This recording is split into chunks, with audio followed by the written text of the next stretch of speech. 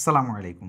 আমি রাতুল আছি আপনাদের সাথে এবং Xiaomiর Redmi Note সিরিজটা কিন্তু একটা লেগেসি বাংলাদেশে বহন করে। কারণ তাদের যেই Redmi Note 3, Note 4 এই ফোনগুলো কিন্তু দীর্ঘদিন মানুষ ব্যবহার করেছে এবং তখন কিন্তু বাজেটে তারা চমৎকার স্পেকস অফার করত। তো সম্প্রতি Xiaomi বাংলাদেশে অফিসিয়ালি লঞ্চ করেছে Xiaomi Redmi Note 14 ডিভাইসটা এবং এটার যে দুটো ভেরিয়েন্ট সেটার প্রাইস নির্ধারণ করা হয়েছে 6 128 গিগাবাইটের ৳২৩,৯৯৯ আর এটার যেই আপার ভেরিয়েন্ট অর্থাৎ ৮ ২৫৬ সেটা ৳২৬,৯৯৯ তো এখন দেখার বিষয় এই Note 14 ডিভাইসটা আসলে তাদের যে লেগেসি, লং টার্ম লেগেসি বাংলাদেশে সেটাকে কতটুকু ধরে রাখতে পারছে। তো এই প্রাইস রেঞ্জে ফোনটা আমরা জাজ করার ট্রাই করব আজকের ভিডিওতে এবং কম্পিটিশন কি অফার করছে সেই তুলনায় এটাতে আপনারা কি পাচ্ছেন এবং ওভারঅল ফোনটা আসলে যেই প্রাইস রেঞ্জে আপনারা অ্যাভেলেবল পাবেন সেটা আসলে worthy কিনা বা আপনার প্রয়োজন অনুযায়ী এটা কেনা উচিত হবে কিনা। তো সেসব নিয়ে ডিসকাস অবশ্যই হবে। তবে তার আগে যারা চ্যানেলটা এখনো সাবস্ক্রাইব করেননি তারা অবশ্যই সাবস্ক্রাইব করে পাশে থাকা বেল আইকনটা প্রেস করে রাখবেন। আসছি ইন্ট্রোর পর।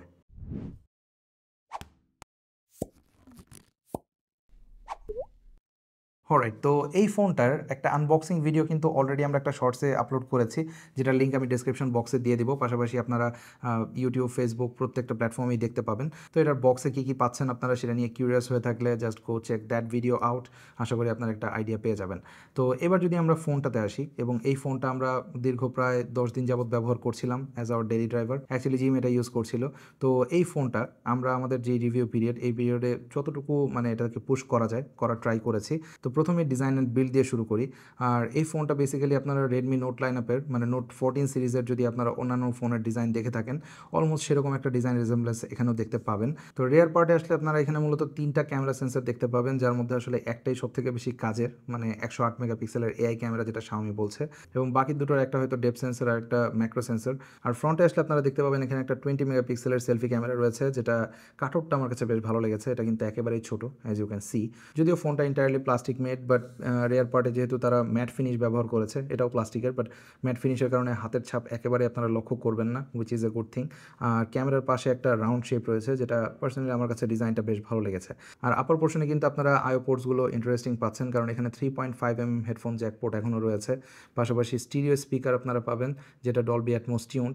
আর এখানে Xiaomiর যে সিগনেচার, এখনও পর্যন্ত আয়ার ব্লাস্টার কিন্তু তারা ধরে রেখেছে। Of course secondary noise cancelling microphone আপনারা পাচ্ছেন। আর সিম ট্রেটা থাকছে বটমে, এবং এখানে আপনারা টাইপ সি পোর্ট পাচ্ছেন, পাশাপাশি মেইন স্পিকার।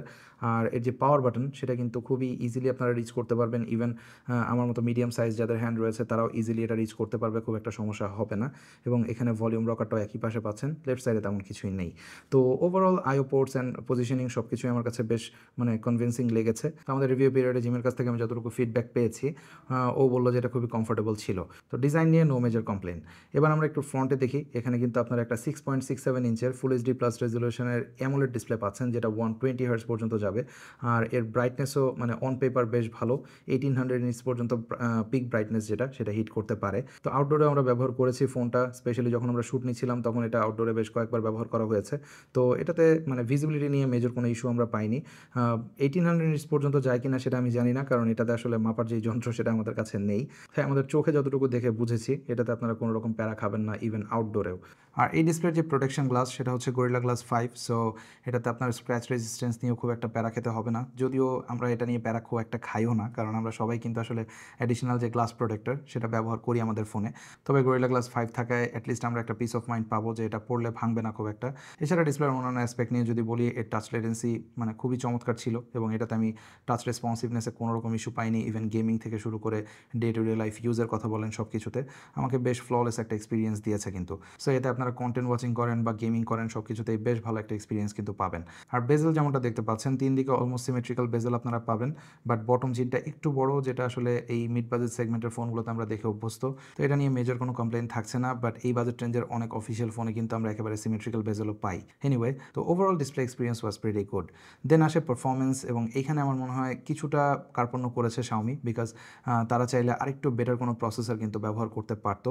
তো এখানে আমরা যে প্রসেসরটা পাচ্ছি সেটা অনেকটা ওল্ড বলতে পারেন, which is MediaTek Helio G99 Ultra।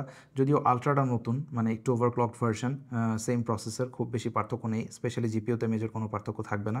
তো আপনারা গেমিং করেন বা যদি জিপিও ইন্টেন্সিভ কোনো কাজ করেন সেই ক্ষেত্রে আসলে খুব বেশি ডিফারেন্স কিন্তু আপনারা G99 রেগুলার থেকে আপগ্রেড দেখতে পাবেন না।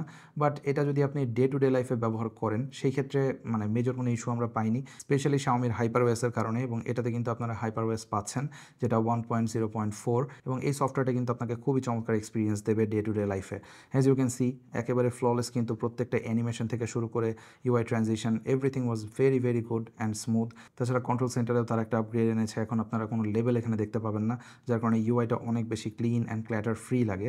আর এখানে আপনার নোটিফিকেশনের জন্য আলাদা একটা সেকশন পাবেন। তো ওভারঅল Xiaomiর এই হাইপারওয়েসে প্রিভিয়াসলি আমি অন্যান্য যে ফোন ব্যবহার করেছি সেগুলোতেও কিন্তু ভালো এক্সপিরিয়েন্স ছিল, তো হোপফুলি এটাতেও থাকবে। আর আপনাদের এখন কিন্তু কমন একটা প্রশ্ন যে আসলে কত বছর আমরা সফটওয়্যার আপডেট পাবো, মানে মেজর সফটওয়্যার আপডেট, আর কত বছর সিকিউরিটি আপডেট পাবো। তো আমরা এটা নিয়ে Xiaomiর সাথে কথা বলেছিলাম।